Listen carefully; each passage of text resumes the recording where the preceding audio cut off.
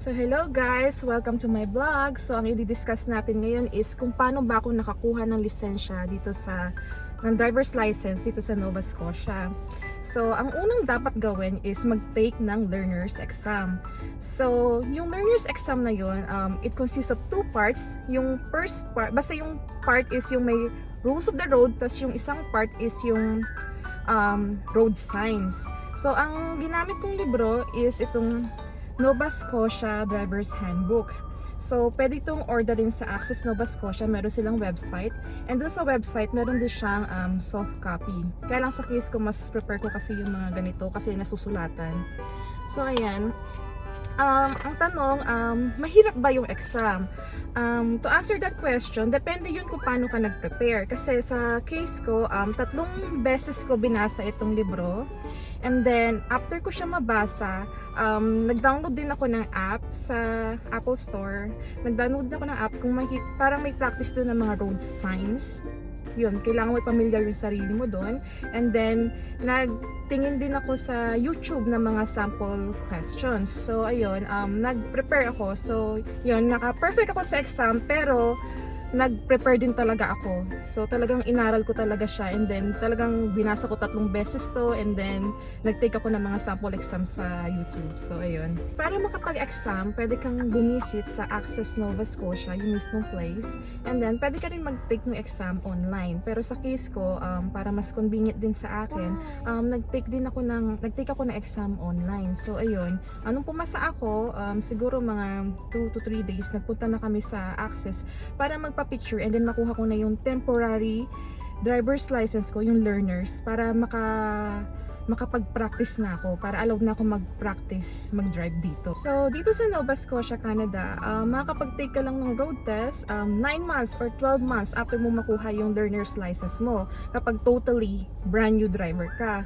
So 9 months kapag nag-driver's education ka, and 12 months naman kapag hindi. So ganun katagal kasi gusto nila ma-make sure na talagang nakapagbigay ka ng time sa pagpa-practice mo para sa road test.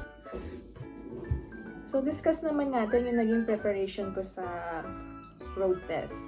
So, bali dito kasi, kapag nag-aaral ka pa lang mag-drive, 2 tao lang ang pwede nasa loob ng sasakyan mo.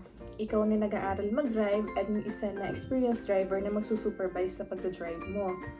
In our case kasi, yung asawa ko, pwede naman niya akong turuan mag-drive, kaya lang we have 2 kids.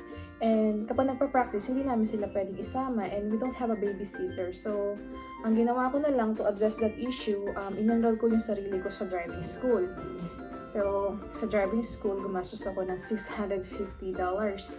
So, that's yung equivalent nga sa peso is 26,000 pesos. So, mahal siya. Kaya lang kasi that time, nakikita ko siya as investment sa pag-aaral ko mag-drive. So, ayun.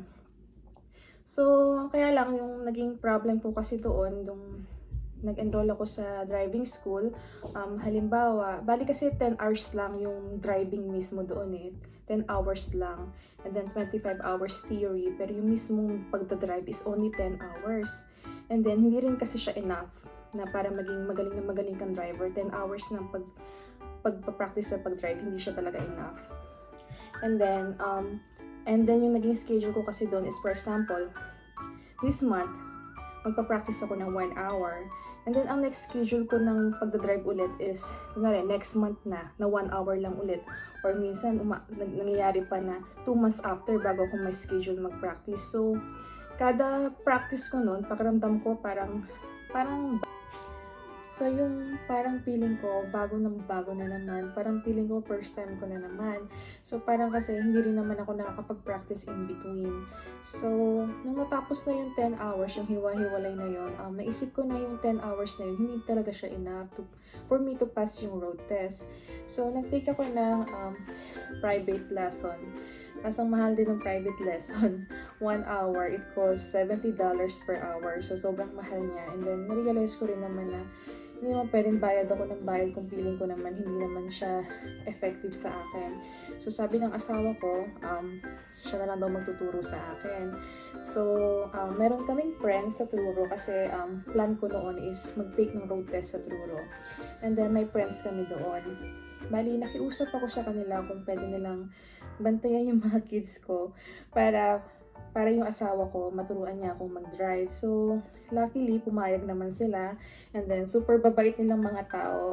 Isa sila sa mga nakilala namin dito na talagang mababait. So, ngayon, tinulungan nila kami. So, ako, nakapag-practice ako siguro ng mga 4 days siguro na hindi magkakalayo yung mga araw na nakapag-practice ako. So, pakiramdam ko, yun doon lang talaga ako nakapag-practice ng maayos. And then yung asawa ko, parang magaling din siya magturo kahit na maraming galit. Puro sigaw siya ng sigaw sa akin kasi nagagalit siya parang hindi daw ako ng driving school. Pero yun nga, hindi talaga siya naging effective sa akin. And then, pero kinuha ko yung driving certificate ko doon kasi ang sabi nila is yung driving certificate, makakatulong yun para mapababa yung insurance mo pag kumuha ka ng car insurance. Kaya lang sa kaso namin, hindi ko siya nagamit para mapababa yung car insurance namin. Siguro depende kung anong insurance company. Pero yung insurance company na nakuha namin, hindi niya kinonsider yung parang driving certificate ko. So parang sayang din naman. So ayun na. Nung nag-road test na ako, para nag-road test ako sa Truro, hindi ako pumasa nung unang take ko ng road test. Bali, okay naman yung driving, nakuha ko naman siya. Kaya lang nga kasi, nung pinag-park na ako, hindi ko na-park yung car. Hindi, kasi yung examiner, hindi niya ako pinag-park kung saan nagpa-park yung mga nag-e-exam. So, pinag-park niya ako sa park sa access na sobrang busy. So, parang nagpanic na ako, hindi na ako nakapag-park. So, kahit pasok yung score ko, dahil nga, hindi ako nakapag-park, so pinagsaka ko ng examiner kasi hindi nga ako nakapag-park. Pero nung second try ko naman, so parang August yon, tapos parang 2 weeks after, nakapag-rebook ako na ulit ng schedule ng road test. Dun sa pangalawa, nakapasa na ako. Sa pangalawa, nakapasa na ako. Thank you din sa support ng asawa ko kasi talagang siya lang naniwala sa driving skills ko, siya lang naniwala na kaya ko kasi noon din kasi gusto ko na lang mag-give up na wag na lang ako mag-drive. Parang siya na lang mag-drive. Asa na lang ako sa asawa ko.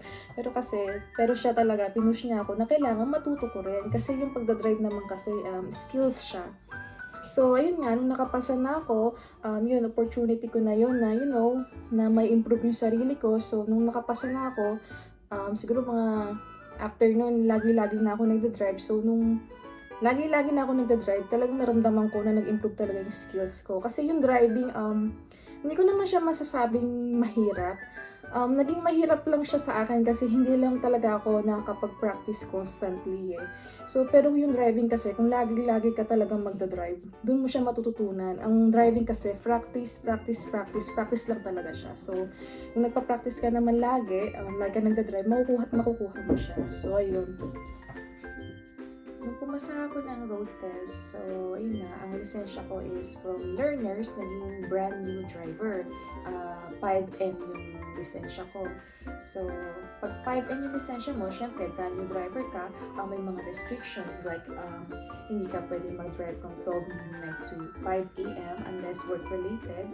And then, kailangan mo mag-submit ng form sa Access Nova Scotia and kailangan magbayad ng fee. So, para ma-exempt ka sa ganun. And then, dapat work-related siya. And then, yung alcohol ko sa blood ko, dapat 0 yon. And then, hindi rin ako pwede mag-supervise ng mga driver na nag-aaral pa lang. So, ayun. Yung take-away ko sa buong experience ko, sa buong driving journey ko is, it's always a good idea na mag-enroll sa driving school. Kasi matuturuan ka nila ng mga good habits sa pagdadrive. Pero yung usual na package nila na 10 hours lang, hindi talaga siya enough. Lalo na kung talagang nag-aaral ka pala mag-drive, like you have zero knowledge sa pagdadrive ng sasakyan. So, yung 10 hours na yun, based experience ko, hindi siya enough.